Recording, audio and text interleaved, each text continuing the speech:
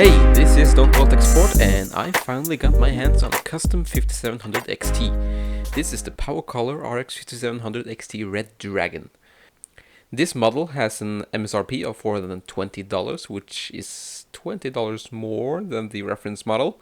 The clock speeds on this car is slightly higher than the reference, so the game clock is 1795 MHz, a 40 MHz increase over reference.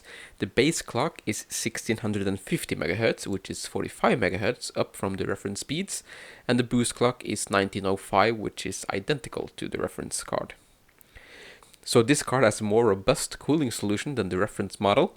The Red Dragon features dual 100mm fans, which start spinning when the GPU passes 60 Celsius, and the heatsink has 5 6mm copper heat pipes. It has to be said that it's not a very heavy card, so this could be due to the fact that this is only a dual slot cooler, and although it's only dual slots, the PCB is taller than the standard PCB height, so that's something to keep in mind if you're considering using this in a small case. On the other hand, it is only 24 centimeters long or 240 millimeters long, which means you shouldn't have any problems fitting this in most mid-tower cases. The card has a BIOS switch, so you can choose between the OC BIOS or the silent BIOS. We'll look at the differences a bit later on. And the fan shroud is plastic with chrome rings around the fans. The backplate has a brushed metal look and is in fact metal. It also bears the Red Dragon logo. There's no cutout in the backplate behind the GPU like we saw with the reference model. But the backplate is on small stands to create a bit of space between it and the PCB.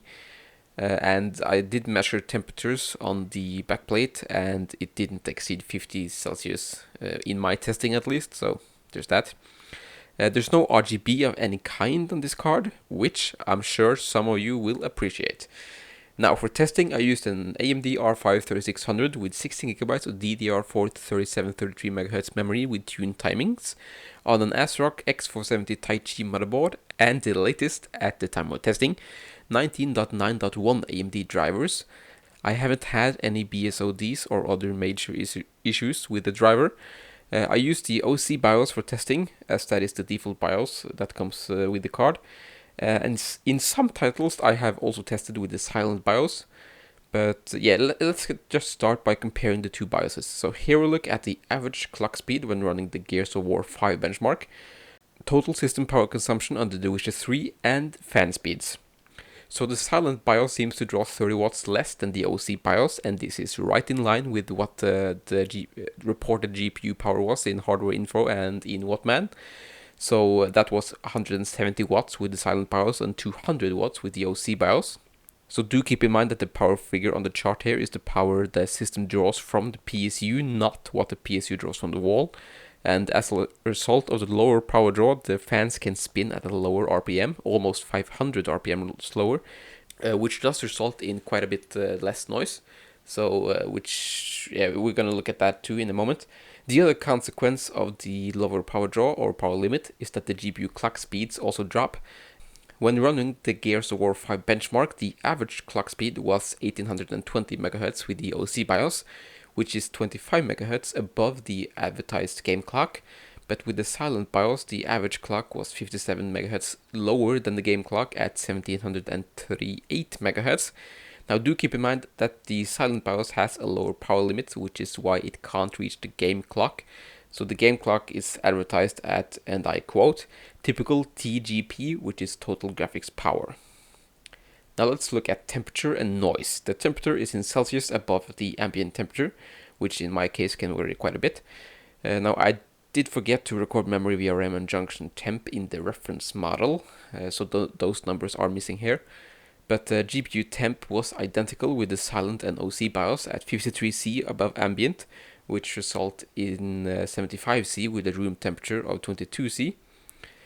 Now the memory temperatures is 4 degrees higher with the silent BIOS. This is probably a result of the lower fan speed. And even so, the 80°C is in the safe zone. Now the VRM temps was well within limits at 44°C above ambient from the OC BIOS and 46°C over ambient with the silent BIOS, resulting in 66 and 68 degrees C respectively with an ambient temperature of 22°C. Now the junction temperature, which is the highest temp sensor on the GPU die, was 68 degrees over ambient with the silent BIOS and 72 degrees over ambient with the OC BIOS. So we're still under the 100 degrees here. Next up is noise level. Noise level is measured 30 centimeters from the side panel of the case. The fan does not start spinning until the GPU reaches 60C, so at idle the card makes no noise at all. Under low, the silent BIOS does live up to its name with 38 dBA, which is 3 dBA less than the OC BIOS, and 8 dBA less than the reference model. The 3 dBA less than the OC mode is definitely noticeable, as you will hear in the noise comparison.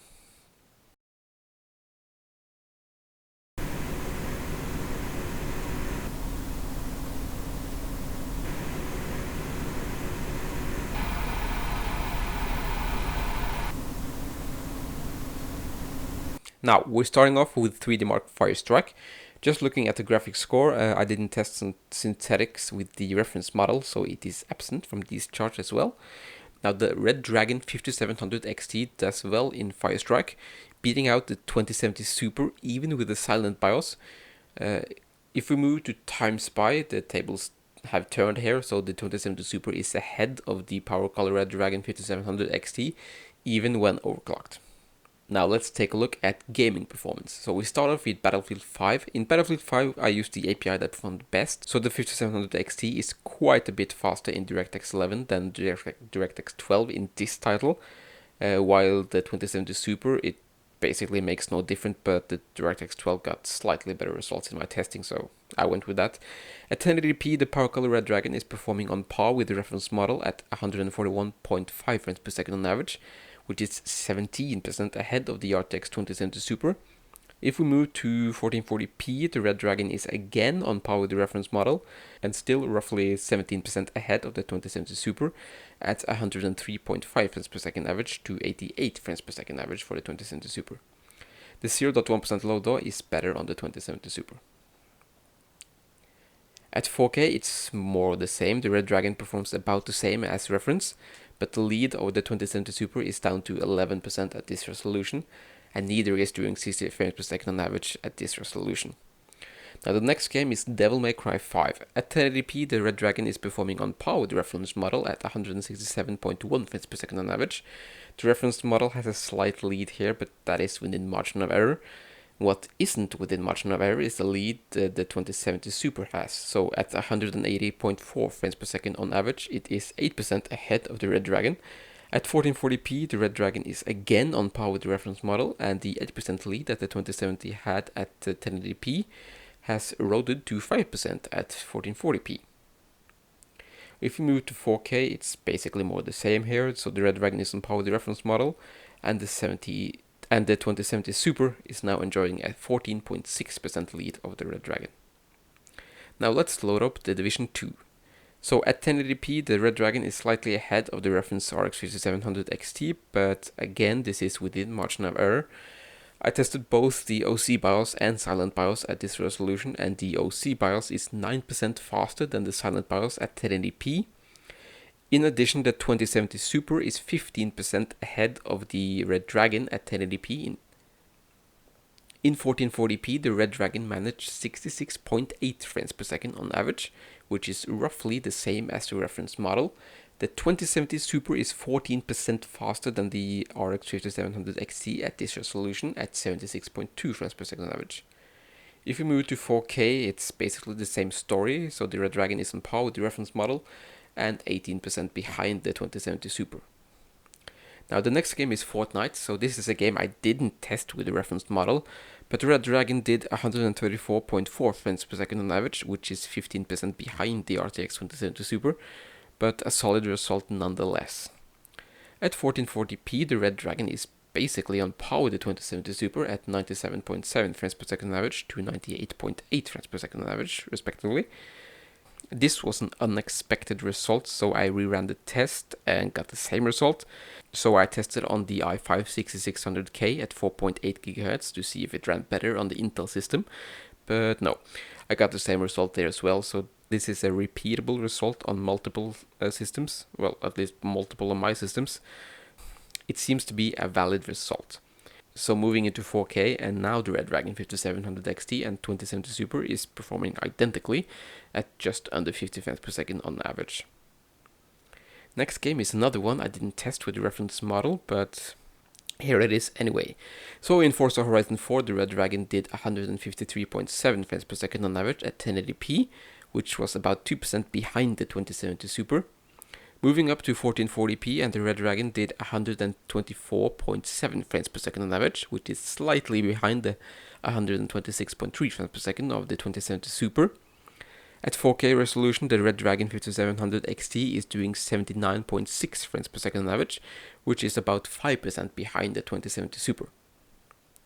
Now the next game is yet another one that's new to my testing, and new in general as well, Gears of War 5. So in Gears of War 5 at 1080p, the Red Dragon 5700 XT did 109.6 frames per second on average, which was 3% ahead of the 2070 Super. Switching to the silent BIOS reduces performance by 7% to 101.5 frames per second on average. Moving up to 1440p, and the Red Dragon did 75.5 frames per second on average, which is basically the same as the 2070 Super. Switching to the silent BIOS reduced performance by 3%. At 4K, the Red Dragon 5700 XT is again on par with the 2070 Super at around 40 frames per second on average. Next up is Ghost Recon Wildlands. So in Ghost Recon Wildlands at 1080p, the Red Dragon 5700 XT is essentially on par with the reference model at 67 frames per second on average, with the 2070 Super being 5% ahead. Moving up to 1440p, the Red Dragon is close to 5% ahead of the reference model and just ahead of the 2070 Super. Now I don't test 4K in this title. Rainbow Six Siege is next, and at 1080p the Red Dragon is 3% ahead of the reference model while being 2% behind the 2070 Super at 194.1 frames per second on average. If we move to 1440p, the Red Dragon is again basically on par with the reference at 117.8 frames per second on average, which is 8% behind the 2070 Super. In 4K, the Red Dragon 5700 XT is again close to the reference model at 55.3 frames per second on average. The 2070 Super now enjoys a whopping 21% lead at this resolution. Next up is Shadow of the Tomb Raider. At 1080p, the Red Dragon is, as usual, on par with the reference model at 99.2 frames per second on average. The 2070 Super is 7% ahead here, and in 1440p, the Red Dragon is slightly ahead of the reference model, almost 3% ahead at 68.1 frames per second on average to 66.4 frames per second on average. The 2070 Super is 6% ahead of both. Now in 4K, the Red Dragon is again on par with the reference model at 34.7 frames per second average, and the 2070 Super is 10% ahead at 4K. Next game, it's The Witcher 3. So in The Witcher 3 at 1080p, the Red Dragon is slightly behind the reference model at 114.1 frames per second on average. Now the 2070 Super is enjoying a rather larger lead here at 20%. Moving up to 1440p, the Red Dragon is still just behind the reference model at 82.8 frames per second on average. The 2070 Super has a much smaller lead at this resolution at 8%, and at 4K it's basically much of the same, so the Red Dragon is still ever so slightly behind the reference model, while the 2070 Super is 16% ahead. Now we're going to look at a few overclocking numbers. So I increased the power limit by 20% and moved the frequency slider all the way to the right. And what became apparent was that this card doesn't really have a cooler suited for overclocking, with a fan speed that was fast approaching 3000 RPM and a junction temp that was exceeding 100 C. So that's 100 C absolute temperature, not above ambient. You would probably be better off trying to get the highest frequency with the lowest amount of power or voltage, but I haven't got time for that, so I'm doing this the old-fashioned way. So in The Witcher 3 at 1440p, the overclock is increasing our performance by 5% to 86.9 frames per second average.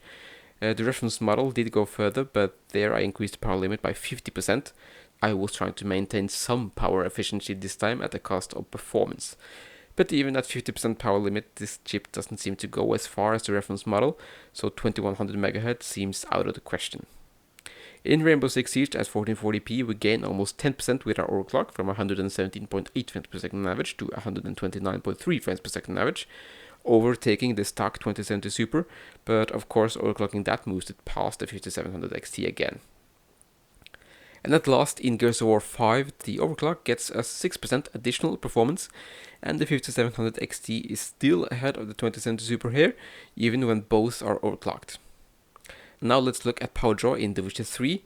So this is total system power draw from the PSU, and here the Red Dragon at 324 watts is drawing essentially the same as the reference model, and 40 watts less than the RTX 2070 Super in this title. Now the silent BIOS gets us just under 300 watts total system power draw. Overclocking leaves us at 375 watts power draw with the plus 20% power limit. With plus 50% power limit, the reference model, it's breaching 400 watts. So yeah. Now let's look at performance per watt. So using the average FPS and the power draw in The Witcher 3 at 1440p. So the Red Dragon comes in at 3.91 watts per FPS. The silent BIOS is an even lower 3.68 watts per FPS, but overclocking throws efficiency out the window, which is now requiring 4.31 watts per FPS. Now let's take a look at relative performance across the 10 games tested. So we already know that this model performs identically to the reference model. So let's focus on the 2070 Super comparison.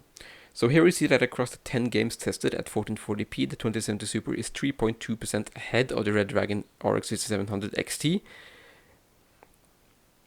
Now let's move on to value or performance per dollar. So here the reference 5700 XT comes out on top, but do your ears a favor and get something else. So the Red Dragon comes in at $4.85 per FPS, so overall better value than the 2070 Super at MSRP, which is generally the best value cards. So the reference model comes in at $4.61 per average FPS, but yeah, get something else. So in conclusion then, the PowerColor Red Dragon RX 5700 XT delivers about the same performance as the reference 5700 XT, but at a much lower noise level. In addition to that, it sometimes matches and exceeds the performance of the more expensive 2070 Super at a lower price point. If you're looking for 5700 XT you can just throw into your system and enjoy, the PowerColor Red Dragon RX 5700 XT is recommended. The only thing I would say is that if you want to get the most out of your 5700 XT and don't care about power draw, you may want to go to one of the top end models that can handle the extra power draw the 5700 XT requires when overclocked. So that's all I had for you this time. Thank you so much for watching. Take care and farewell.